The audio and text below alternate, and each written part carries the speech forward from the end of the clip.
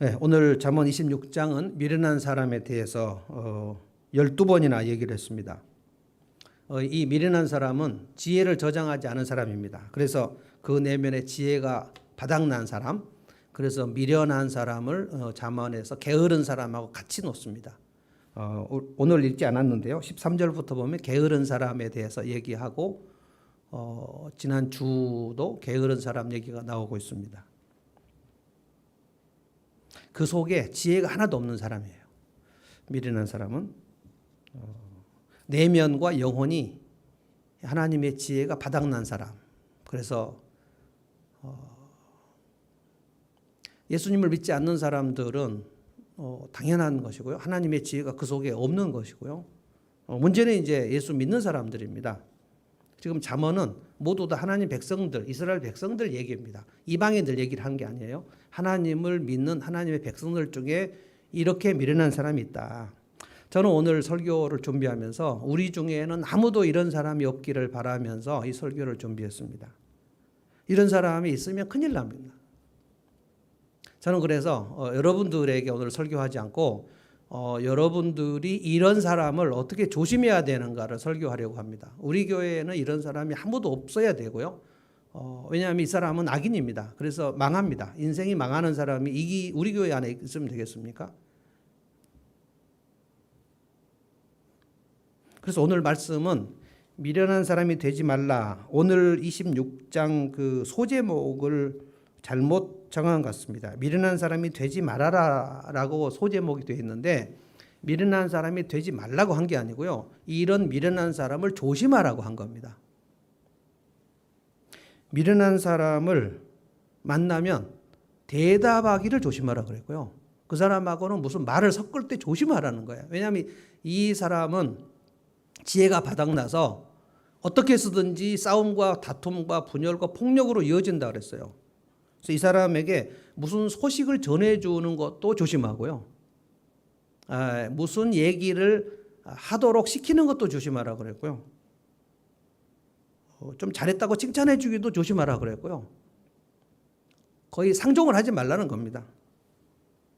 10절에 보면 이런 사람은 고용도 하지 말라 그랬어요. 이런 사람을 고용하면 반드시 망한다. 그러니까 절대로 이런 사람을 고용하지 말라는 거예요. 그래서 여러분들이 혹시라도 우리 중에 결혼하신 분들이 많습니다만 혹시 결혼 전이 싱글이 있다면 인생에서 이런 사람을 절대로 만나지 않기를 조심하셔야 됩니다. 이런 사람 만나면 그 인생 전체가 불행해집니다. 이런 사람을 가까이 하지 말라는 거예요. 사도 바울의 얘기로는 고린도전서에 이런 사람은 공동체에 내쫓으라 그랬습니다. 그래서 이런 사람이 되지 말라는 게 아니라 이런 사람을 만나지 말라는 거예요. 그러려면 내가 이런 사람을 분별하는 지혜가 있어야 되겠죠. 근데 세상에 이런 사람이 흔한가 흔하지 않은가 엄청 흔하게 많이 있습니다. 주변에서 많이 볼 수 있어요. 이 사람은 누군가, 이 미련한 사람은 누군가, 자기 내면의 성숙이 멈춰버린 사람입니다. 자기가 스스로 성숙하기를 중단해버리는 사람이에요. 그러니까 내면이 어린아이 같단 말이에요. 교회 바깥에 많이 있지만 교회 안에도 있습니다. 고린도 교회 성도들은 대부분 이런 사람들이었어요. 근데 그 사람들이 성경도 많이 알고 은사도 많았고요. 그리고 열심도 있어서 전도도 했고요. 고린도 교회 성도들은 우리 한국 교회로 말하면 거의 여전도 회장 같은 사람들입니다. 굉장히 열심히 있었어요. 그런데 고린도서 13장에 너희가 어린아이를 버려라. 너희들은 말하는 것이나 깨닫는 것이나 생각하는 것이 모두 어린아이와 같아서. 그런데 사도 바울이 나도 그랬다. 나도 옛날에는 말하는 것이나 깨닫는 것이나 생각하는 것이 다 어린아이 같았다. 그런데 예수님을 알고는 어린아이를 버렸다. 제가 데이비 시멘스의 책을 여러분들에게 상한 감정의 치유를 많이 소개하는데 그 책 이후에 아주 좋은 책 어린아이를 버리라 라는 책이 있는데요. 그 책이 절판돼 가지고 어디에서도 살 수가 없어요. 그 초록색 표지로 참 좋은 책입니다. 어린아이를 버리라. 그게 고린도전서 13장에 나오는 내가 예전에 말하는 것이나 생각하는 것이나 깨닫는 것이 어린아이 같다가 내가 장성한 사람이 되어서 어린아이를 버렸다. 여기서 어린아이라는 것은 순수함을 말하는 게 아닙니다. 잠언에는 어린아이에게는 미련한 것이 잔뜩 얽혀 있어서 그것을 훈육하지 않으면 절대로 벗겨지지 않는다 그랬어요. 그래서 인간은 하나님의 그 창조된 형상도 있고 그다음에 타락한 본성도 있는데 하나님의 창조된 형상은 이 타락한 본성은 이 죄성을 훈육하지 않으면 아주 잘 길들이지 않으면 하나님의 창조의 형상이 나오지 않습니다. 타락한 본성은 아주 폭력적이고요, 이기적이고요, 탐욕이 많고요, 그리고 자기중심적이어서 이것을 훈육을 해야 되는데 문제는 이 미련한 사람은 이것을 자기를 훈육하는 일을 스스로 중단해 버린다는 거예요. 저는 성경에 이런 사람들을 여러 사람을 이번에 묵상했습니다. 가장 먼저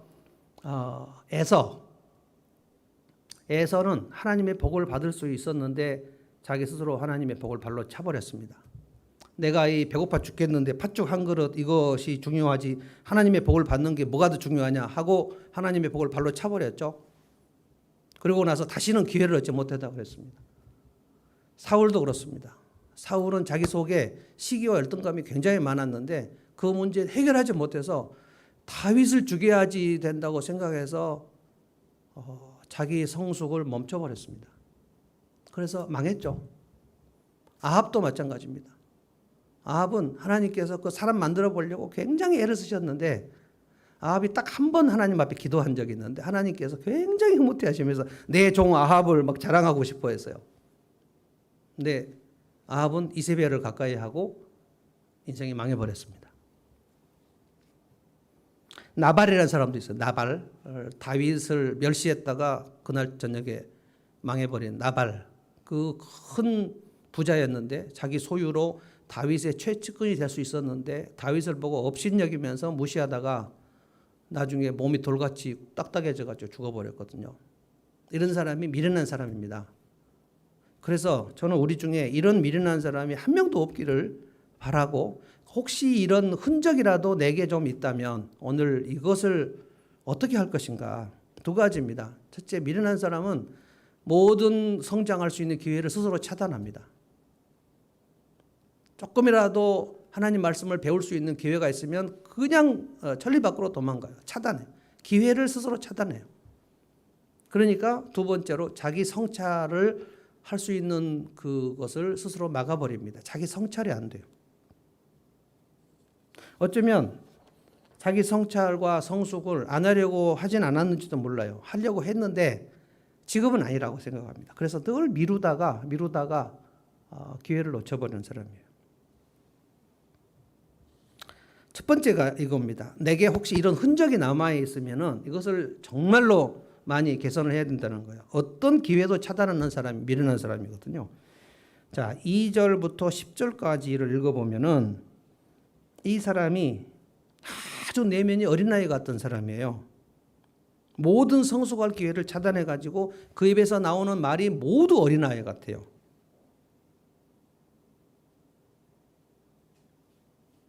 (2절부터 10절까지) 여러분 잘 읽어보십시오. 그러면 그 사람이 미숙한지 성숙한지 하는 것은 그 입에서 나오는 말로 다 결정이 됩니다. 어린아이 같은 말을 하는 거예요. 그래서 그 사람의 인생에는 영예가 적당하지 않다. 1절을 보십시오. 미련한 사람에게는 영예가 어울리지 않는다. 영예라는 것이 영어로는 아너인데 아너. 네 부모를 공경하라 할 때 그 공경이 아너입니다. 아너. 존경을 받는 것. 그러니까 미련한 사람은 절대로 사람들에게 존경을 받을 수 없다는 거예요. 왜 그러냐면 2절부터 10절까지 보면 입만 열면 이상한 얘기를 하는 거예요. 이상한 얘기를. 경우에 안 맞는 말. 지난주에 경우에 합당한 말 얘기했죠. 그런데 모든 사람이 어렸을 적부터 경우에 합당한 말을 하면서 태어난 사람이 없어요. 다 이상한 말을 합니다. 어린아이들은 그 적절하지 않은 말도 막 하거든요. 지금 여기가 엄마 아빠 손님이 모여 있는 것인지 엄마 아빠가 중요한 모임을 하고 있는 것인지 알지 못해요. 우리 대은이 초등학교 1학년 때 저하고 장로님들하고 같이 교회 앞마당에서 이렇게 얘기하고 있는데 대은이가 쫓아오더니 아빠 궁둥이를 발로 빡 차고, 지금 장로님들하고 중요한 얘기하고 있는데 아빠 하고 발로 궁둥이를 막 아빠 궁둥이 발로 차고. 만약에 그 모습으로 지금 29이면 어떻게 될까요? 아빠 여기서 설교하고 있는데 막 올라가 빠고 막 공중에 발로 차고 내려가 그러면 저거 뭐지 저거? 저 몇 살이지? 그 8살이 그냥 머물러 있어 버리는 그게 이제 미련한 인생인 거예요. 그래서 그 8살인 대은이한테 내가 집에 올라가 가지고 얘기했어요. 삼촌이 집에 가서 대은아 그때는 아빠 지금 장로님들하고 얘기하고 있을 때는 아빠 발로 차면 안 돼. 알았어. 그 후에도 여러 번 발로 쳤던 기억이 납니다. 그러니까 미련한 사람에게는 영예가 어울리지 않는다 이 말은 그 사람이 아무리 나이를 먹고 아무리 세월이 흘러도 그 사람을 존경할 수가 없다는 거예요. 그 사람이 하는 말이 다 경우에 합당하지 않아요. 그 사람이 하는 말이 설득이 안 된다는 거예요. 얼마나 어울리지 않는가. 오늘 자면은 비유법을 굉장히 많이 썼습니다. 미련한 사람은 이러이런 것 같다. 이러이런 것 같다. 자, 2절을 보십시오. 2절. 까닭 없는 저주는 아무에게도 미치지 않으니 이는 참새가 떠도는 것 같고 제비가 날아가는 것 같다. 까닭 없는 저주가 뭔가? 맥락도 없이 사람들을 욕하고 비난하는 겁니다. 무슨 상황인지 모르는데 갑자기 신경질을 내는 거예요. 전혀 상황이 안 맞는데 그 사람이 갑자기 짜증을 내고 화를 내요. 까닭 없는 저주. 내가 지금 욕을 먹을 상황이 아닌데 저 사람이 확 나한테 욕을 할 때 왜 그럴까요? 여러분 부모들이 자녀들을 대할 때 에베소서 6장 보면 너희 부모들아 자녀를 노엽게 하지 말라 그랬어요. 노엽게 한다는 것이 뭔가? 근데 엄마나 아빠가 자녀를 노엽게 많이 하거든요. 엄마들이 모여가지고 그 아줌마들끼리 모여갖고 막 자식 자랑 막 했어요. 그래서 저는 여고 동창회 같은 거 가면 안 된다고 생각합니다. 여고 동창회는 자랑할 사람들만 모이는 거예요. 누구 얘기 들어줄 사람들이 모이는 곳이 아닙니다. 자랑하러 가요. 그래서 남의 얘기를 듣지 않아요. 우리 남편이 어떻게 했고 우리 애가 어떻게 했고 뭐 서울대 한번 갔으면 이제 동창회 회장까지 되고 막 그래서 늘 모여서 뭐예요? 우리 애가 어떻게 서울대 갔는가? 그러면 또 그 친구들이 다 모여갖고 전부 이렇게 다 듣죠. 어떻게 서울대를 갔는가? 그러니까 동창회를 갔다 오면 기분이 좋은 사람이 없어요. 다 그래서 이제 그 엄마가 오늘 동창회를 갔다 온 사람인데 기분이 굉장히 안 좋아요. 내 자식들은 왜 이렇게 공부를 못하지? 그러고 있는데 아이들이 집에 들어오니까 아이들이 모여서 스마트폰하고 게임하고 있는 거예요. 너희들 숙제 안 해! 이렇게 막 소리를 빡 지르는 거죠. 아이들은 갑자기 혼나버리는 거죠. 왜 지금 엄마가 우리를 갑자기 혼내는지. 어떨 때는 스마트폰 하고 있어 아무 말도 안 하는데 오늘은 왜 갑자기 들어오자마자 숙제를 안 하고 막 이렇게 까닭 없는 저주. 그러면 아이들이 죄책감. 언제 나는 혼나는지 알 수 없어요. 그리고 마음속에 노여움이 생깁니다. 마음에 저항심이 가득해요. 그 아이들이 초등학교 고학년쯤 되면 그 엄마가 그날만 그랬겠어요? 계속 그러니까 까닭 없는 저주를 늘 들으니까 왜 이렇게 이 시간에 욕을 먹어야 되는지 알 수가 없는데 엄마가 일단 짜증이 나면 아이들은 막 혼나는 거죠. 그러면 노여움이 생겨요. 그 쭉 노여움이 쌓이고 죄책감이 쌓여서 중학교 1학년쯤 2학년쯤 되면 상태가 안 좋아지기 시작합니다. 문 걸어 잠그고 짜증내고 신경질 내고 이제 중2병이 시작되는데 이 엄마는 내가 지금 어떻게 이 아이를 노엽게 했는지 알지를 못하는 거예요. 얘가 착했는데 왜 이러는가. 까닭 없는 저주는 뭐가 같다 그랬냐면 참새가 떠도는 것 같다는 거예요. 참새가 떠돌았는데 무슨 의미가 있습니까? 아무런 의미가 없는 쓸데없는 잔소리를 끊임없이 부모들이 내뱉는 거예요. 왜 그럴까요? 그 엄마는 어렸을 적에 무엇인가 누구에게 비교당하고 그러면 막 굉장히 짜증나는 일들이 있었겠죠. 어린 시절에 쌓인 그런 그 분노가 있었겠죠. 뭐 서러움도 있었겠죠. 자기 내면이 지금 그렇게 있는데 그것을 해결할 수 있는 기회를 절대로 가지지 않는 거예요. 우리 부모님들 세대는 무슨 자기 내면을 뭐 성찰할 수 있는 기회를 못 가지는 경우가 태반입니다. 우리 할아버지 세대, 그때가 뭐 6.25가 있고 뭐 그리고 그 위로 올라가면 일본 식민지 시대가 있고 생존이 막 어려운 그런 시대. 그러면 1953년 이후 태어나신 분들은 저도 61년생이고요. 1953년 우리나라가 5000년이죠. 5,000년인데 5,000년 역사 고조선부터 지금까지 1953년부터 2021년까지 70년 동안 우리나라에 70년 동안 전쟁이 없었던 때에는 이 때가 거의 유일합니다. 50년 이후로 태어나신 한국전쟁 50년이죠. 그 이후로 태어난 사람들은 전쟁을 몰라요.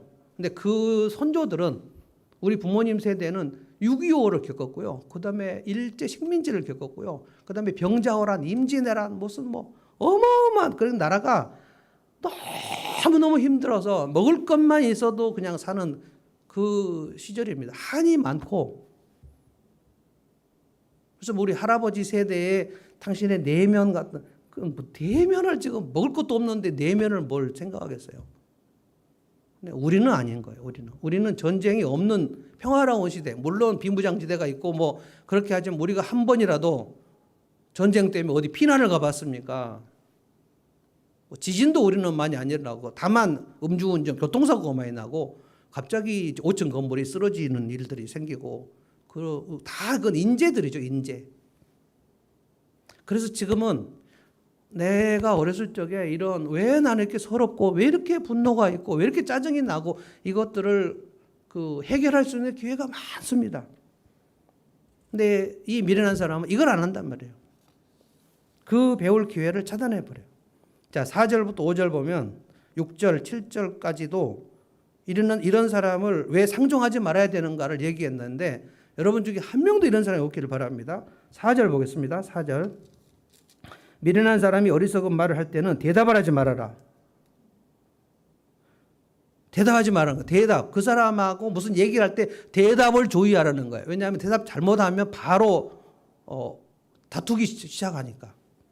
왜 나한테 그렇게 말을 해? 이렇게 얘기하면서 싸우려고 덤벼드니까 대답을 주죠. 이 미련한 사람은 가능한 안 만나는 거 좋다는 거예요. 5절. 미련한 사람이 어리석은 말을 할 때는 같은 말로 대응해 주어라. 이거 젊은이들이 반사하는 거 반사. 그러니까 그 말이 쓸데없는 말일 경우에는 같은 말로 대응하라. 그러니까 이 미련한 사람하고는 의미 있는 대화가 불가능하다는 거예요. 그러니까 무슨 얘기를 많이 하지 말라는 거예요. 여러분 이런 분들을 우리가 VIP로 섬기게 되면 그 목자 목녀는 정말 찐이 빠집니다. 저는 그래서 요즘에 이제 VIP를 구분을 하기 시작했어요. 이것도 이제 한참 해보니까 알겠어요. 그러니까 미숙한 VIP와 사악한 VIP로 나눠요. 근데 섬겨보기 전에는 알 수 없습니다. 섬겨봐야 돼요. 그 사람이 성도들도 마찬가지예요. 그 영혼이 미숙한 사람이 있고 사악한 사람이 있어요. 악성 VIP. 그래서 제가 우리 일본 선교사님들하고 지금 줌 하는데 자꾸만 그런 얘기를 해요. 목사님 그 가정교회는 VIP를 섬긴다고 하는데 VIP를 섬기는데 우리도 이제까지 목회하면서 그 성도들도 섬기고 전도 대상자를 섬기고 그랬는데 진짜 이상한 사람들 많은데 이 사람들 끝까지 섬겨야 됩니까? 그래서 제가 하지 말라 그랬어요. 우리의 VIP 중에는 싸가지 없는 VIP가 굉장히 많습니다. 그랬더니 너무 속이 시원하다면서 한마디 더 했어요. 또라이 VIP들도 많이 있습니다. 이런 분들입니다. 이런 분들. 4절, 5절, 6절 보면 미련한 사람에게는 의미 있는 대화가 불가능하니 이런 사람은 대화를 짧게 하고 빨리 물러서라는 거예요. 그래서 이 사람 6절 보십시오. 미련한 사람을 시켜서 소식을 보내는 사람은 자기 발목을 자르는 것과 같다는 거예요. 미련한 사람에게 메시지를 맡기면 안 된다는 겁니다. 왜냐하면 그 사람은 반드시 그 메시지를 잘못 전달합니다. 제대로 그 말을 전달할 수가 없어요. 미련한 사람은. 자기 속에서 생각이 꼬여버리기 때문에. 자기 발목을 자르는 것 같다는 거예요. 그 사람에게 무슨 심부름을 시키지 말라는 거예요. 그 사람하고 친구를 하지 말라는 거예요. 그 사람은 내면이 꼬여서 내면이 꼬이면 반드시 말이 꼬입니다.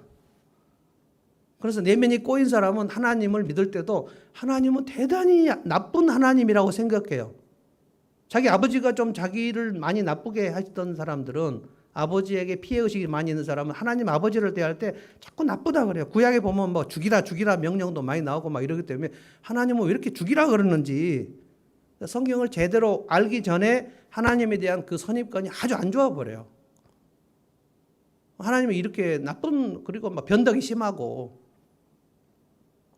그러니까 신앙도 꼬이고 내면이 지금 꼬여 있는데 말도 꼬이고 관계도 꼬이고, 그래서 이 사람이 결혼 생활하면 모든 관계가 꼬입니다.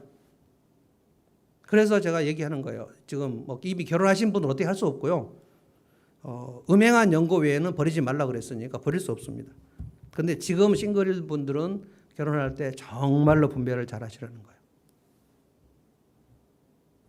이 사람은 왜 이렇게 무슨 메시지를 받으면 잘못 전달을 해버리고 무슨 대답을 듣기도 전에 화를 내버리고 까닭 없는 저주를 막 하는가? 자기 내면이 성장할 수 있는 기회를 스스로 차단했기 때문에요. 여러분, 3살 버릇이 몇 살 갑니까? 80 가죠, 80. 저는 이렇게 해석합니다. 3살 때 엄마가 훈육을 안 해서 그렇다. 3살 때 저는 초등학교 전까지는 아이들을 해초리 가지고 정말 이렇게 아프게 종아리 때리면서 손바닥 때리면서 훈육을 해야 된다고 믿는 사람이에요. 성경에 나옵니다. 자식을 때릴 때는 아주 아프게 때리라고 그랬어요. 성경에 나와 있어요. 하나님 말씀입니다. 요즘의 심리학자들은 그거를 부모의 폭력이라고 얘기합니다만 저는 그렇게 생각하지 않습니다. 사랑을 하면서, 주님도 사랑하고 우리에게 훈육을 했는데 훈육을 할 때는 벌을 주는 겁니다. 3살 버릇이 왜 8까지 가냐면 3살 때 안 잡아서 그러는 거예요. 3살 때. 3살 때 안 잡고 중3 때 두드려 패는 거예요. 그러면 애가 집을 나가죠. 3살, 4살, 5살 때 그 버릇을 부모가 잘 훈육을 해야 되는 거예요.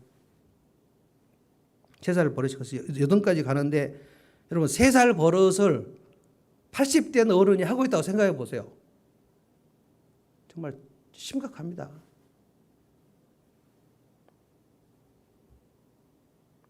이 어린아이처럼 말하는 3살, 4살, 5살처럼 어른이 말을 한다는 것은 딱 한 가지입니다. 그 상황 파악이 안 되고 맥락이 없어요. 맥락이. 그러니까 미련한 사람은 그 맥락을 알지 못해요. 이 얘기를 왜 했는가를 알지 못한다고요. 그게 미련한 거죠. 이거는 지금 머리가 미련한 것을 말하는 게 아닙니다. 지금. 사실상 머리가 미련해도요, 독해력이 안 되거든요. 이 지문이 무슨 얘기를 하는지, 그래서 그거를 이제 교육할 때는 그걸 훈련시키는 겁니다. 지문을 주고 대여섯 줄 주고 그 대여섯 줄을 한 문장으로 요약할 때 핵심 단어는 뭔가. 이거 여러분 생명의 삶 할 때 요한복음 넉 장 읽고 A4 3장으로 요약하기, 이게 지금 그겁니다. 맥락을 이해하게 하려고 훈련시키는 거예요. 아주 그 왕 초신자들은 요한복음 넉 장씩 요약하는 게 막 머리에 쥐가 난다 그래요. 근데 그걸 해야 되는 거거든요. 맥락을 이해하는 거예요. 맥락을. 하나님 말씀은 맥락이 굉장히 중요합니다. 왜 이 말씀을 이렇게 하라고 하셨는지 다 설명해 놨어요. 그리고 6월절에 그 어린 양을 먹고 그다음에 누룩 없는 떡을 먹고 그렇게 하는데, 매년 6월절 할 때 하나님 말씀하셨어요. 네 자녀가 이것을 왜 하냐고 묻거든 맥락을 설명해 줘라. 이것은 우리가 왜 이렇게 하냐면, 신앙교육은 맥락을 얘기해 주는 거거든요. 그 컨텍스트가 무슨 컨텍스트인지 몰라요. 그래서 경우에 합당하지 않은 말을 하는 사람은 지금 이 상황이 무슨 상황인지를 모르는 거예요. 아무 얘기나 그냥 해버리는 거예요. 내가 하고 싶은 얘기. 그래서 이제 내면에서 배울 기회를 차단해버리면 우리 주님이 말씀하신 것처럼 나쁜 나무가 돼요. 나쁜 나무에서는 좋은 열매를 맺을 수 없고 좋은 나무에서 나쁜 열매가 맺을 수 없느니라. 우리 주님이 말씀하신 거예요. 근데 우리는, 제가 이제 심리를 공부한 사람으로서 생각해 보면 우리 내면은 처음에 다 나쁜 나무입니다. 우리는 상처를 많이 받아요. 어렸을 적에 상처를 많이 받아요. 그래서 그 상처를 받으면 그 상처를 받은 특정 부분에 예민한 반응을 합니다. 예민해요. 갑자기 슬퍼지기도 하고 갑자기 서러워지기도 하고 갑자기 짜증도 나고 갑자기 화가 나고, 그 예민한 반응이 있는 그 부분, 그 지점을 통점이라고 그래요. 통점, 아픈 지점. 그 아픈 지점은 어렸을 적에 그 사건이 무엇인가 있어서 그래요. 어렸을 적에 이렇게 막 비교당하고 그러면 열등감이 많이 생기거든요. 이 열등감이 생긴 사람은 늘 내가 열등하다고 사람들이 생각한다고 봐요. 나를 무시한다고 생각해. 그래서 오늘 아주 얼굴이 좋습니다. 그러면 네, 살쪘다는 거예요? 이렇게 따지는 거죠. 오늘 헤어스타일이 괜찮은데요? 이제까지는 어땠다는 거예요? 이렇게 따지는 거죠. 꼬여있는 상태로 있는 거예요. 그거를, 이 얽힌 거를 잘 정돈해서 풀어야 되는데, 서랍이 막 지저분하게 막 잡동사에 들어있는 것처럼 내면이 가득한 게으른 사람의 밭. 그거를 다 처리해야 되죠. 내가 어떤 부분에 예민하게 되고, 어떤 부분에는 짜증이 나고, 어떤 부분에 욱하고, 어떤 부분에 갑자기 서러워지는지 이거를 알 수가 없어요. 누군가의 도움을 받아야 됩니다. 자기 내면을 자기가 몰라요. 그래서 교육도 받고 하나님 말씀도 배우고 상담도 받고 훈육을 하고, 그래서 자기를 다듬어 가야 돼요. 내게 무슨 어떤 문제가 있는지. 에서나 아합이나 나발이나 사울이나 이런 사람들 생각해 보십시오. 에서는 야곱하고 비교해서 굉장히 남성답고, 요즘으로 말하면 마초 스타일입니다. 상남자 같은. 굉장히 사장을 좋아하고 막 털도 막 북술북술하고 막 그 근육질이고, 그런데 이렇게 남을 깔보는, 그러니까 굉장히 좀 용감하고 막 남성답기 때문에 웬만한 건 다 깔보는 습관이 속에 있었던 거예요. 근데 하나님이 복을 주신다고 할 때 그것도 깔보는 거예요. 내가 지금 배고픈데 하나님의 복 그거 치워버려라. 뭐 그게 뭐가 중요하냐. 이렇게 그냥 섬세하게 그것이 무엇인가를 생각해 보지 않고 그냥 치워버리는 거예요. 그래서 마초 같은 사람들이 교회 나오기 어렵습니다. 하나님, 내 주먹을 믿지, 거기 가서 울고 짜고 기도. 마초 기질이. 그거 야생마 같은 거거든요. 하나님의 은혜가 부어지기 어려워. 나는 지금 쓸데없이 이런 마초 기질이 있는 거구나. 마초들하고 사는 자매들은 엄청 괴롭습니다. 멋있어가지고 가슴 떡 벌어지고 털복숭이 있고 그러면 멋있겠다. 살기 어렵습니다. 그 마초들은 약한 것을 굉장히 무시하거든요. 약한 거. 그러니까 여자, 어린이, 좀 이렇게 상한 거, 상처난 거, 이런 것들을 굉장히 무시하거든요. 그런 것 가지고 그래. 상처 얘기하고. 어떤 유명한 목사님이, 제가 한 40살 때 아주 큰 집회에 가서 그 청년들 데려갔는데, 유명한 목사님입니다. 그분이 그 상담 같은 거, 상처 같은 거 그렇게 얘기하더라고. 그분이 교회 자매들을 수없이 겁탈해가지고 지금도 유명하게 목회 잘하고 있습니다만, 나발은 자기가 부자인데 그 속에 탐욕이 많아요. 그래서 다윗이 그 사울에게 쫓겨다닐 때, 그때 나발의 목동들을 다윗 부하들이 굉장히 많이 도와줬는데, 나발이 그때 다윗의 부하들이 와서 음식을 좀 달라고 쫓겨다니니까, 그랬을 때 나발이 얼마나 다윗의 부하들을 멸시했는지, 요즘에는 주인도 모르고 돌아다니는, 그게 이제 다윗을 얘기하는 겁니다. 다윗을 멸시하고.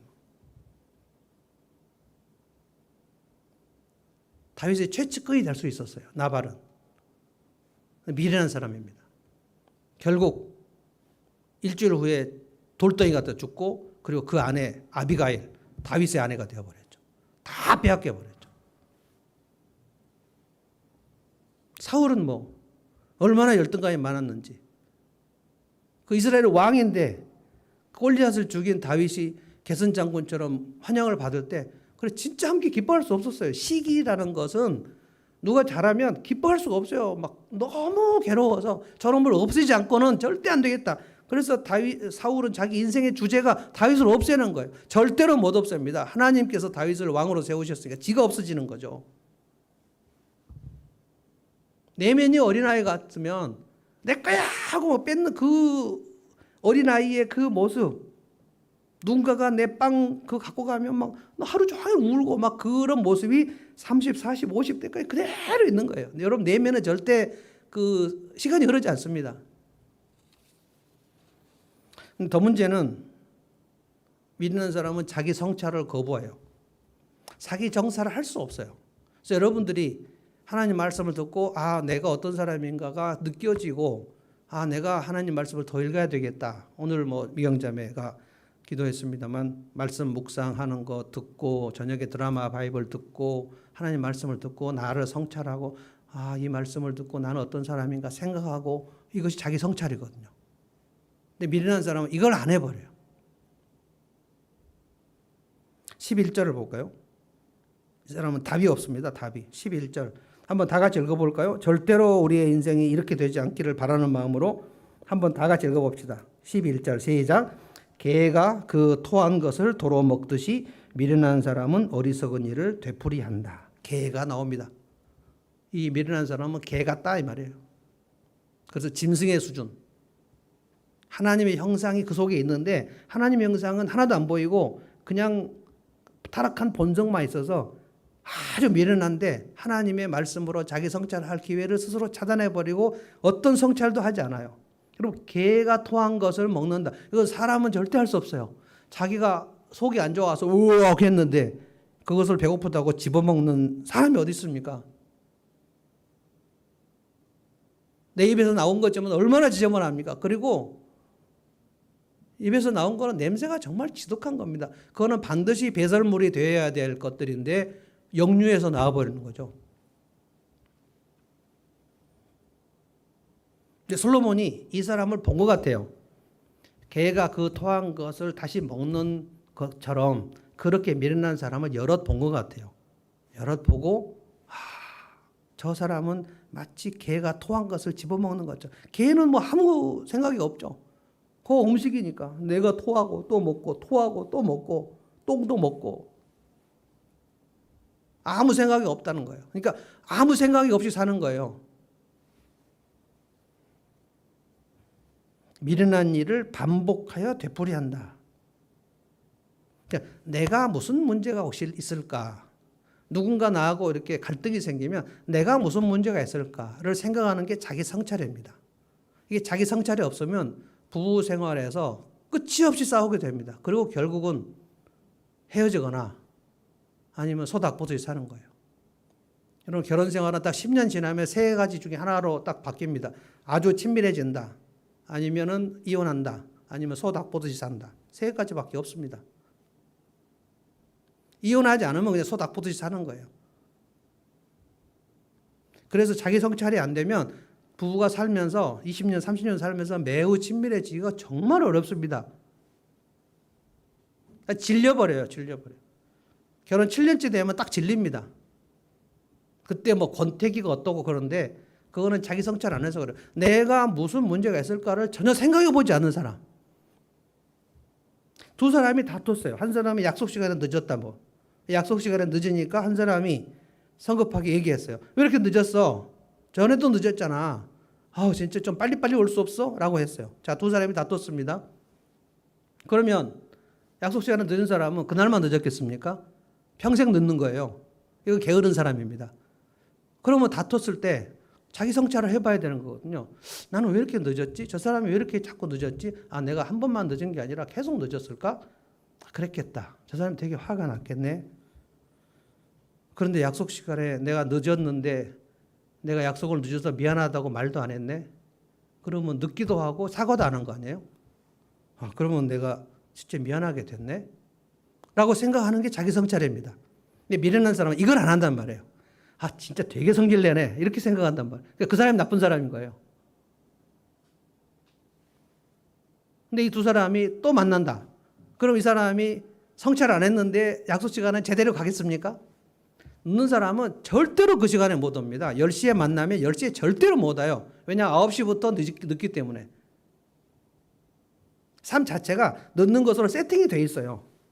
그래서 이걸 자기 성찰을 할 때 굉장히 많이 자기 성찰을 하고 정말 내가 저 사람한테 진짜 피해를 주는구나 라는 생각을 정말 많이 하고 회개하고 이래야지 정시에 올 수 있어요. 약속 시간에 늦으면 다른 사람들에게 엄청난 피해를 줍니다. 언제 올지 몰라요, 이 사람이. 근데 언제 온다고 늦는다고 말도 안 해요, 또. 근데 늦게 와가지고 미안하다고 말도 안 해요. 그러니까 내가 넣는 것이 이 사람들에게 얼마나 피해를 주는지를 성찰을 못한단 말이에요. 미련하니까. 그래서 계속 넣는 거예요. 내가 얼마나 피해를 사람에게 주는지를 모르는 거예요.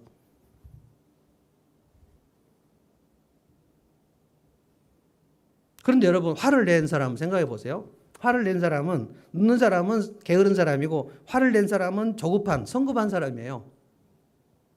늦었을 때 이거를 따뜻하게 맞아줄 수가 없는 거예요. 왜 이렇게 늦었어? 라고 얘기를 하고, 좀 빨리빨리 다니면 안 돼? 이렇게 얘기를 했는데, 이거를 성찰해야 되는 거죠.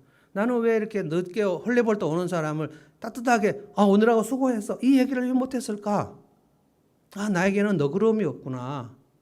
나에게는 친절하게 약한 사람을 받아주는 그 온유함이 없구나. 이게 성찰이에요. 근데 이걸 성찰을 안 하는 사람은 저 사람하고 다퉈가지고 내가 그렇게 얘기를 하고 나서 저 사람이 또 두 사람이 다 밀어나면 둘이 거칠게 싸울 거 아닙니까? 뭐 오늘만 늦은 거 아니야? 전에도 늦었잖아. 언제 늦었어? 그리고 또 그 다음에 또 보면 또 만나 또. 그래서 또 늦었다고 싸우고 또 뭐 막 싸우고. 속으로 무슨 생각해요? 저 사람은 진짜 성격이 더러워. 늦은 거에 대해서 비난하는 사람은 뭐라고 생각했어요? 이 사람은 진짜 게을러 빠졌어. 그러니까 게으른 사람과 성급한 사람이 미련한 거예요, 둘 다. 자기 성찰이 안 되는 거예요. 자기 성찰을 하면 나에게는 너그러움이 진짜 부족한 사람이구나. 주님 제게 온유함을 주십시오. 이게 제 얘기입니다. 이거를 계속 훈육을 하고 자기 성찰을 해서 드디어 이제 누군가가 늦었을 때 왜 늦었어? 라고 얘기하지 않고 오늘하고 수고했네. 차가 많이 밀렸지. 뭐 이렇게 얘기를 하는 사람이 되면 그 사람은 이제 점점 지혜로운 사람이 되는 거예요. 근데 그렇게 되는 경우가 3살 버릇이 여든이 간다는 거예요. 잘 안 됩니다, 그게. 얼마나 성령의 도우심을 받는 일이 어려운지. 무책임한 사람은 언제부터 무책임했을까요? 3살 때부터 무책임했습니다. 그래서 무책임한 사람은 그 무책임한 그대로 있는 게 24시간 주변에 피해를 줍니다. 근데 본인은 자기 성찰 안 하니까 내가 무책임한 것이 얼마나 피해를 주는지 전혀 알지 못해요. 나는 잘 살고 있다고 생각하는 거예요. 그래서 누군가한테 당신은 진짜 왜 이렇게 무책임해? 라고 비난을 받으면 굉장히 많이 화를 내요. 뭐가 무책임하다 그러는 거야? 도대체 당신은 왜 이렇게 성격이 그렇게 더러워? 라고 얘기를 해버리면서 자기 무책임을 대해서 3살부터 지금 무책임해서 30살이 됐는데 그거를 성찰을 안 하는 거예요. 성찰을 거부한다는 거예요. 여러분, 교회나 가정에서는 이 무책임한 것을 정말 많이 봐줍니다. 그런데 사회에 나가면 안 봐줍니다. 그 사람은 곧 잘립니다. 그래서 교회나 가정, 이 공동체에서 그걸 훈련해야 돼요. 자기 성찰을 하면서 훈련해야 돼요. 왜 나만 갖고 그래? 광주 학살을 한 사람이 뭐라 그랬습니까? 왜 나만 갖고 그러냐고. 그 뺏어간 돈 세금 내라 그랬더니 나는 29만 원밖에 없다고. 그러니까 내가 얼마나 나쁜 사람인지를 전혀 알지 못한 사람이죠. 나는 전도환 씨 그 아들들이 그 누구죠? 전도환 친구. 노태우 아들같이 좀 제발 우리 아버지가 저지른 범죄에 대해서 국민 앞에 죄송합니다. 라고 얘기하는 일이 좀 있었으면 좋겠어요. 그 자식들은 뭐 하는 거예요? 노태우 자식은 그래도 좀 사람답게 살려고 애를 쓰는 것 같은데 전두환 자식들은 그렇게 하질 않아요. 전 국민 앞에 사고 한마디로 됐습니까?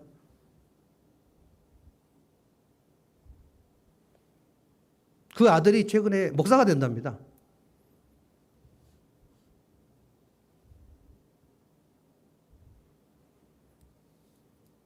그렇게 많은 사람을 학살하고도 무책임한 사람은 언제부터 무책임했을까요? 그 마초 기제를 가지고 다 밀어버려 그냥. 다 밀어버려.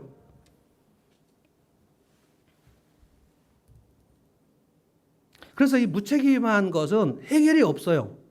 그래서 누군가로부터 그 비난을 받을 때 자기를 성찰해야 되는 겁니다. 근데 이 미련한 사람은 그걸 안 한다는 거예요.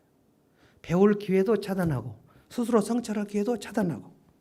그래서 미련한 사람은 절대로 사과를 하지 않습니다. 사과 안 해요. 사과. 이 사람이 교회를 다녀도 회개를 잘 하지 않습니다. 내가 뭘 회개해야 될지 잘 알 수 없어요. 혹시 내가 나쁜 사람일까? 그럴 리가 없어. 혹시 내가 무슨 문제가 있을까? 그럴 리가 없어. 혹시 내가 죄인일까? 내가 죄인일 리가 없어. 예수는 믿지만 나는 죄인이 아니야. 그 사람 거듭났을까요? 교회는 다니는데 내가 예수님 믿지만 예수님 믿는다는 것은 내가 죄인이어서 지옥 가려고 하는데 지옥 갈 것을 하나님 불쌍히 여겨서 내 지옥 갈 것을 예수님이 십자가에 죽으심으로 그 죄값을 대신 치러줬다는 거, 그걸 믿는 거거든요. 근데 교회를 다니는데 내가 죄인인 걸 몰라요. 그런 사람 많습니다. 회개할까요? 사과할까요? 그래서 자기를 성찰한다는 것은 소를 읽고 외양간을 고치는 거 똑같습니다. 자, 소 읽고 외양간 고친다는 말이 저는 전에 어렸을 적에 소 읽고 외양간 고친다는 말이 너무 늦었다는 말로 이해가 됐어요.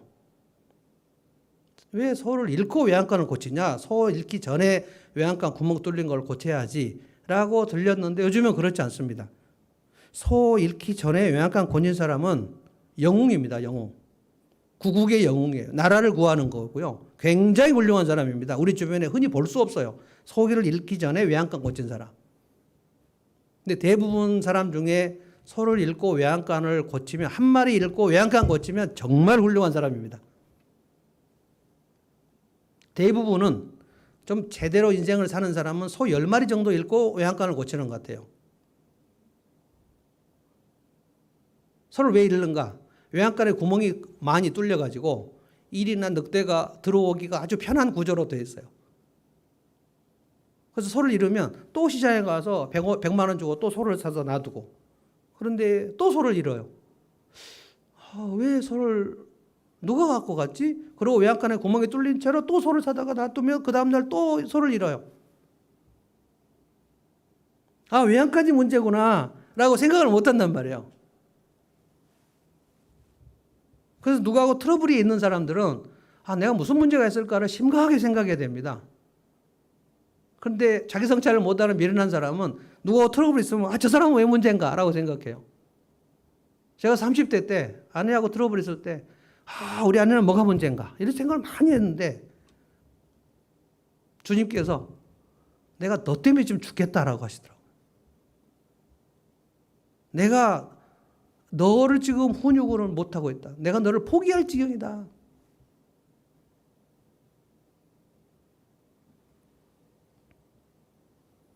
미련한 인생은 소를 100마리 잃어도 외양간을 안 고쳐요. 외양간이 문제일 거라 생각은 안 해요. 그래서 맨날 사자와 이리가 내 소를 훔쳐가는 거예요. 제가 사울과 아합을 생각할 때 이번에 혼자 많이 생각했습니다. 사울과 아합은 왜 망했을까? 하나님께서 사울의 집과 아합의 집을 끊어버리셨거든요. 자손을 끊어버리셨어요. 그 집을 아예 풍지박산 만들어버렸어요. 그만큼 하나님께서 사울과 아합을 진노하셨다는 겁니다. 이 미련함을 도저히 볼 수가 없어서 대를 끊어버렸다고요. 그런데 여러분 보십시오. 사울 왕 곁에 누가 있었습니까? 그 이름도 유명한 선지자 사무엘이 있었습니다. 사무엘. 이스라엘 전체를 하나님 앞에 회개한 미스바 대구국운동을 일으켰던 사무엘 선지자가 사울 옆에 있었습니다. 그런데 절대로 사무엘 선지자로부터 지혜를 들으려고 하지 않았습니다. 왜 그래요? 시기와 열등감이 가득 차서 사무엘이 처음부터 다윗을 점 찍어 놓고 다윗을 왕으로 키운 게 아니에요. 하나님께서 사울을 보시다가 저 사울의 이 문제를 내가 도저히 이제 더 이상 볼 수 없다. 그래서 사무엘에게 하나님께서 사울에게 가서 말해라. 사울아, 네가 나 여호와를 버리면 내가 너를 버릴 수밖에 없다. 그 말 듣지 않았습니다. 내가 하나님 여호와를 버리는 것이 무엇일까?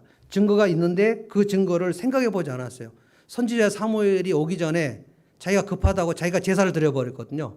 제사장이 하는 일을 왕이 그냥 해버렸어요. 그리고 선지자 사무엘이 와서 아니 왜 제사장이 할 일을 왕이 그냥 혼자 해버리셨습니까? 이것은 하나님 앞에 죄인데요. 그랬더니 군사들이 급하게 지금 도망가고 저 블레셋은 쳐들어오고 당신은 늦게 오고 그러니까 할 수 없이 내가 제사를 드린 거 아닙니까? 항변을 했어요. 죄를 지적해 주니까 그 죄를 항변을 했다고요. 사무엘에게. 왜 이렇게 늦게 왔냐는 거예요. 자기 성찰을 절대 안 하는 사람이죠. 그러고 나서 아말렉을 하나님께서 마지막으로 승리를 주실 테니 아말렉의 군사들은 모두 전멸시키고 아말렉의 그 양이나 소 이것들도 남겨두지 말라고 그랬는데 사울이 가서 쫙 아말렉을 도려고 할 때 아말렉 왕 아각 이 사람 왜 죽여야 돼? 살려놨죠. 자기가 얼마나 하나님 말씀을 불순종하는지를 인지를 못하는 거예요. 인지를. 그것 때문에 하나님께서 사무엘에게 얘기하셨습니다. 내가 사울을 이제부터 버린다. 그리고 사무엘 선지자야 너 다른 데 가서 이스라엘 왕이 될 사람을 찾아라. 하나님 그때 다윗을 점찍어 놓고 계시거든요.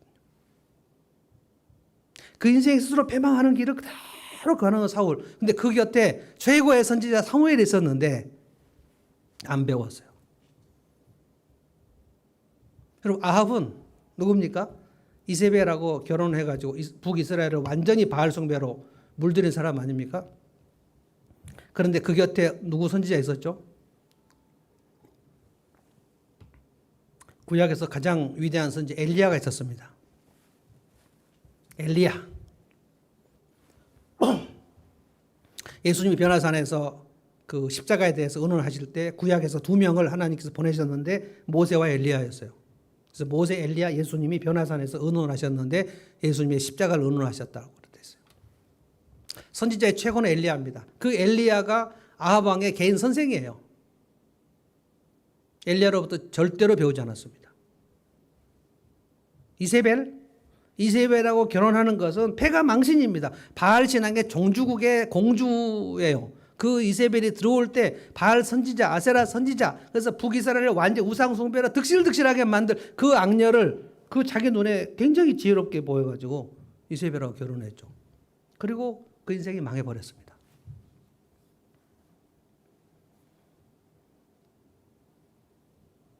어떤 분들은 이렇게 얘기합니다. 나는 내 주변에 지혜로운 그런 사무엘이나 엘리야 같은 선생이 없는데 어떻게 이것을 배우고 성찰을 한단 말입니까? 어제 밤에 제가 이 귀절이 떠올랐어요.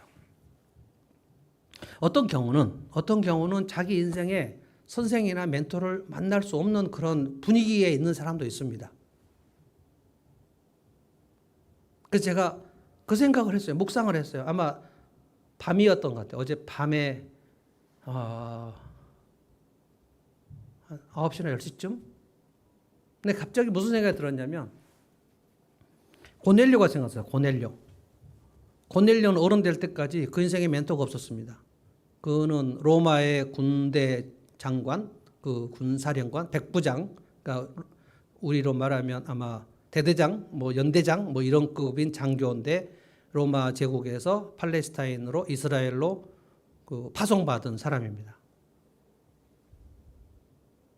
그가 하나님을 만날 가능성을 생각하고 온 건 아니었는데 무엇인가 자기 인생에 그 의미 있는 삶을 살고 싶은데 어떻게 할 수가 없었어요. 그래서 구약 율법을 찾아서 읽기 시작하면서 예수님을 만날 기회는 없고 뭐 예수님 누군지도 뭐 그때 신약 성경도 없고 그래서 구약 율법을 읽으면서 유대인들처럼 하나님 앞에 기도를 하기 시작했어요. 그런데 하나님께서 그 고넬료의 그 답답함을 보시고 베드로에게 뭐라고 하셨냐면 베드로야 지금 고넬료의 집에 가라. 갑자기 고넬료가 기도하고 있는데 문을 두드리면서 어떤 사람이 왔는데 누구십니까? 그러니까 나는 예수 그리스도의 제자 베드로다. 그래서 베드로에게 하나님 말씀을 배우고 그렇게 자기를 성찰하고 로마의 장교로서 크리스찬이 되어버리죠. 삭개오는 어땠습니까? 삭개오는 평생 자기 그 열등감, 그 탐욕 이것 때문에 여리고 세무서장 돼가지고 떵떵거려 살려 그랬는데 사람들이 아주 삭개오를 얼마나 싫어하고 탐관오리 아닙니까? 근데 어찌할 방법이 없는데 예수님이 지나가신다는 얘기, 여리고에 지나가신다는 얘기를 들었는데 예수님을 만났으면 좋겠다 그 생각. 그래서 뽕나무 위로 올라갔는데 예수님이 삭개오야 내려오라 얘기했잖아요. 오늘 내가 너희 집에 유하겠다. 고넬료나 삭개오나 보면 그들이 어른 될 때까지, 중년 될 때까지 그 인생을 인도해 준 한 명도 못 만나고 있었어요. 그런데 하나님 앞에 마음의 갈망이, 하나님 제가 인생을 살 길을 알려주십시오. 어떻게 살아야 할지를 모르겠습니다. 저는 대한민국의 20대 30대 청년들 엄청나게 많이 지금 답답할 거라고 생각합니다. 어디 가서 멘토를 만날 수가 없으니까. 자기 인생을 알려주는 곳을 만날 수가 없단 말이에요. 어른들은 다 꼰대 같고 정말 답답할 거라고 생각합니다. 여러분들이 기도를 하실 때, 그리고 여러분의 자녀들을 위해서 기도하실 때 이렇게 기도하셔야 돼요. 하나님, 우리 자녀들 그리고 저가 제 인생에 하나님 말씀 그리고 인생의 갈 길을 알려주는 멘토를 하나님 꼭 만나게 해주십시오. 근데 멘토가, 그 인생 최고의 멘토가 옆에 있는데, 사무엘이 있는데 사울은 인생이 망했다고요. 엘리야가 있는데 아합은 망했다고요. 등잔불이 어두운 거죠. 등잔빛이. 가장 딱한 상황이 12절입니다. 12절 제가 읽어보겠습니다. 너는 스스로 지혜롭다 하는 사람을 보았느냐? 그런 사람보다는 미련한 사람에게 더 희망이 있다. 최악이라는 거예요. 미련한 사람보다 더 최악이 나는 지혜롭다고 스스로 생각하는 사람이에요. 어떻게 해야 될까요? 자뻑이죠, 자뻑. 내가 누구한테 배울 게 있냐? 내가 지금 더 이상 성찰해야 될 게 뭐가 있냐? 그 사람은 이제 답이 없는 거죠. 스스로 지혜롭다고 하는 사람. 오늘 잠언이 지금 뭐라고 얘기했냐면, 이런 사람을 보면 절대로 사귀지 말라는 거예요. 이런 사람 절대로 결혼 상대자로 만나지 말라는 거예요. 이런 사람들을 분별하는 것을 오늘 얘기했습니다. 마지막 말씀하고 마칠게요. 저는 두 가지 아이러니를 발견합니다. 첫째 아이러니는 뭐냐? 인생을 살면서 사람들은 어릴 적에 가정에서 상처를 많이 받습니다. 가정에서 상처를 많이 받는 가장 큰 이유는 부모의 미숙함 때문에 그렇습니다. 우리 부모님이 조금만 지혜로웠으면 얼마나 좋았을까? 조금만 성숙했으면 얼마나 좋았을까? 자녀들이 부모에게 받는 상처는 너무나 많습니다. 저는 어렸을 적에 어머니 이중성. 저는 그래서 왜 이렇게 사람은 겉과 속이 다른가에 대해서 연구를 시작했어요. 이중성. 어떤 자녀들은 부모의 방치, 부모의 차별, 그리고 부모가 원칙 없이 이랬다 저랬다 하고, 처음에 제가 서두 얘기한 대로 갑자기 신경질 내고 짜증내고, 우리 부모는 왜 이렇게 이 상황에서 이렇게 막 나한테 심하게 화를 냈는지. 어떤 부모는 무관심, 애들이 뭘 하면 절대로 관심을 기울이지 않아요. 부모가 좀 우울하니까. 무대응. 제가 심리치료 공부하면서 교수님께 배운 것 중에 엄마의 무대응. 애가 뭘 했는데 엄마 이거 봐. 안 봐요. 엄마 이거 좀 봐. 아니 이제 나중에 대응을 해주잖아요. 그러면 그 아이는 그 셀프가 밑으로 떨어져 버립니다. 어떤 것을 해도 자신감이 없어요. 근데 엄마가 지금 왜 그래요? 너무 우울해요 지금. 무원칙, 무대응, 무관심, 차별, 방치, 이중성, 이랬다 저랬다 하는 거 엄청 많아요 부모들. 왜 그래요? 그 부모들이 자기 성찰하기를 그만뒀기 때문이죠. 그래서 저하고 상담하시는 분들이 이렇게, 우리 부모님이 조금만 더 성숙하고 조금만 더 지혜로웠으면 참으로 좋겠다. 그래서 하소연하는 분들이 많아요. 울면서 하소연을 하는데 아이러니가 뭐냐면 정작 본인은 미숙한 채 그대로 있는 거예요. 그러면 자기 본인이 어른이 돼서 엄마 아빠가 되면 우리 엄마 아빠가 조금만 성숙했으면 좋겠다는 그 답답함과 그 하소연을 우리 자식들도 갖고 있는 거 아닙니까? 부모님 때문에 정말 상처가 많은데 내가 부모가 됐는데도 불구하고 나도 미숙한 채 그대로 있는 거. 어떻게 해야 됩니까? 답이 없는 거죠. 그러면 상처는 대물림 되는 거예요. 쫙 대물림 됩니다. 여러분이 부모님께 받은 상처는 조선시대부터 있었습니다. 조선시대, 고려시대, 삼국신라, 신라시대부터 있었던 우리 조상들의 상처가 대물림 되는 거예요. 내 대에 끊으면 안 됩니까? 또 하나 아이러니. 사람들은 교회에서 상처 많이 받습니다. 교회를 처음 오면 이 장로님, 권사님, 목사님, 전도사님, 사모님한테 상처 많이 받아요. 그래서 천리 밖으로 교회 떠나버린 사람들 많아요. 교회를 떠나지 않은 사람들도 곧 떠날 사람들인데 떠나지 않고 있는데, 야, 진짜 예수 믿는데 왜 저렇게 믿을까? 라고 생각합니다. 청년들을 지금 엄청 어른들에게 상처 많이 받습니다. 제일 큰 상처는 위선입니다. 위선. 외식이죠. 그 다음에 맹신. 맹신은 뭡니까? 집안에 애들은 배고파 죽겠는데 남의 집 신방 다니는 거예요. 목사님하고 신방 대원이 돼서 남의 집을 참 노살피기 위해서 돌아다니다가 집안에 오면 집에 애들은 막 라면 먹고 식은밥 먹고 있어요. 그게 맹신입니다. 광신. 광신은 신방 다니다 집에 오는 게 아니에요. 기도원으로 가버려요. 엄마가 없어져 버려요. 그 엄마가 기도원 가서 뭐 하냐? 우리 가족의 구원을 위해서 기도해요. 근데 자녀들은 지금 엄마가 사라져 버려갖고 죽겠어요. 남편은 아내가 없어져 버렸어요. 맹신, 광신, 위선, 그리고 비합리적인 강요. 교회 상처받을 일이 엄청 많습니다. 그래서 교회 떠났다가 겨우 오신 분들은 내가 옛날에 교회에서 이런 상처를 많이 받았다고 얘기합니다. 하소연해요.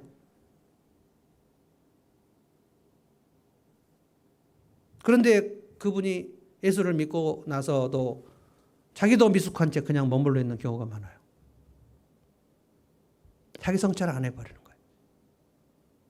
그 장로님들도 자기 성찰 안 해가지고 그렇게 미숙했는데 그거 보고 정말 교회를 떠나버렸는데 이제 교회 돌아와서 자기 성찰을 안 하니까 또 자기가 예수 믿고 몇 년 지나면 자기 밑에 뒤에 오는 초신자들 후배들이 볼 때 와, 저분 때문에 난 예수 못 믿었다니까 이렇게 되지 않겠습니까?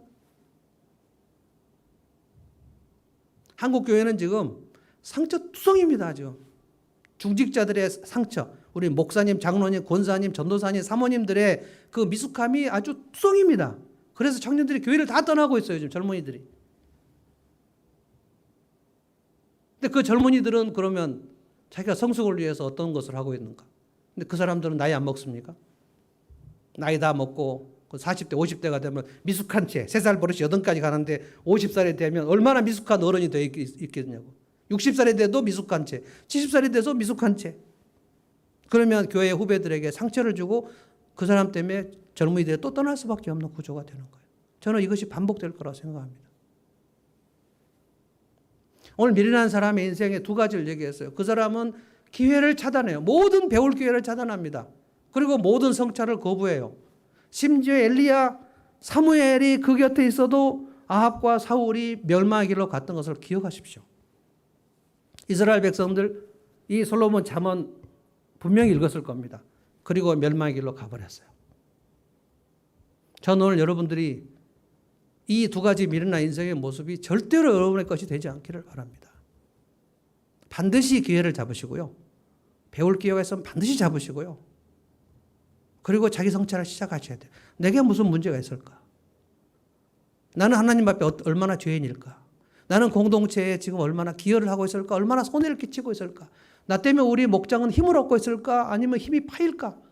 생각해 보시면 자기 성찰을 하면 사과할 일도 많고요. 회개할 일도 많고요. 그렇게 점점 발전해 가면 그 사람 하나님께서 쓰십니다.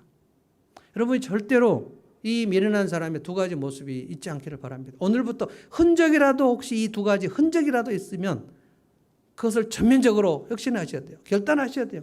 아, 주님, 제가 오늘부터 기회를 잡기 원합니다. 배울 기회, 성장할 기회, 성숙할 기회가 있으면 반드시 잡기를 원합니다. 그래서 내가 오늘부터 자기 성찰을 하기를 원합니다. 주님, 내가 사과할 사람이 누구 있을까요? 회개할 것이 무엇이 있을까요? 주님, 깨닫게 해주십시오. 멘토를 만나게 해주십시오. 내 자녀들 멘토를 만나게 해주십시오. 그래서 반드시 이 사람의 인생에, 우리 자녀들의 인생에 마땅히 걸어가야 할 길을 깨닫게 해주는 사람이 있고 그 사람 있을 때 그들이 거부하지 않게 해주십시오.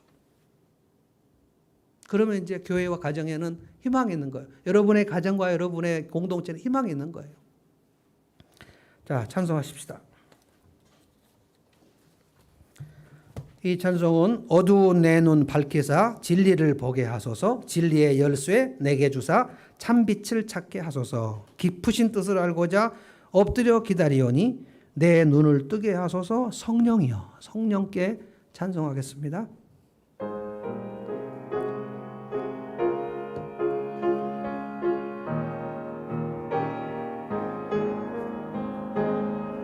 어두운 내 눈 밝히사 진리를 보게 하소서, 진리의 열쇠 내게 주사 잠빛을 찾게 하소서, 깊으신 뜻을 알고자 엎드려 기다리오니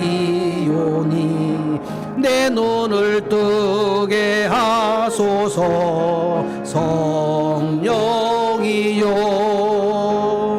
막혀진 내 귀 여시사 주님의 귀한 음성을 이 귀로 밝히 들을 때에 내 기쁨 한량 없겠네. 깊으신 뜻을 알고자 엎드려 기다리오니 내 귀를 열어주소서. 성령이 공해진 내 입 여시사, 공해진 내 입 여시사 복음을 널리 전하고 차가운 내 맘 녹여주사 사랑을 하게 하소서. 깊으신 뜻을 알고자 엎드려 기다리오니 내 입을 열어주소서. 성령이여.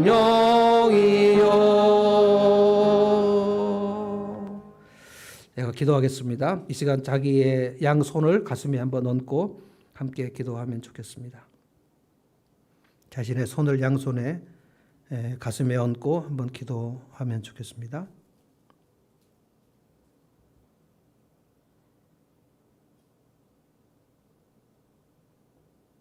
주님 감사합니다. 저희 시간 성령의 음성을 듣기 원합니다. 주님, 세상에 미련한 사람이 너무나 많다고 말씀하셨는데 우리 주변에도 미숙한 사람, 미련한 사람을 너무나 많이 보고 있는데 주님, 오늘 저희들에게 주님께서 말씀하시기를 이런 사람들을 조심하라고 말씀하셨습니다. 어떠한 배움의 기회, 어떠한 성숙의 기회도 차단해버리는 미련한 사람, 이런 사람 만나지 않기를 원합니다. 어떠한 자기 성찰도 중단해버리는 사람, 그래서 3살 버릇이 8가지 가는 사람이 되지 않기를 원합니다. 오늘 주님, 사울과 아합을 저희가 생각합니다. 이들의 인생을 반면교사로 삼기를 원합니다. 사울 곁에 사무엘이 있었고 아합 곁에 엘리야가 있었지만 그들은 그 모든 배움의 기회, 성찰의 기회를 차단하고 멸망의 길로 가버렸던 것을 기억하기를 원합니다. 주님, 저희가 오늘부터 다시 새롭게 묵상하고 결단하고 내 삶에 어떠한 내면에 얽힌 것이 무엇이 있는지, 나는 무엇이 이렇게 짜증이 나는지, 나는 왜 이렇게 서러운지, 나는 왜 그렇게 분노가 생기는지, 나는 왜 이렇게 다운이 되는지, 왜 이렇게 무기력한지 그 내면을 깊이 알기를 원합니다. 성령님, 저희들에게 알려주시고 깨닫게 해주시고 오늘 이후 하나님의 사람 되게 해주시고 성숙한 길을 걸어가는 우리 모두 되게 하여 주시옵소서. 예수님의 이름으로 기도하옵나이다. 아멘.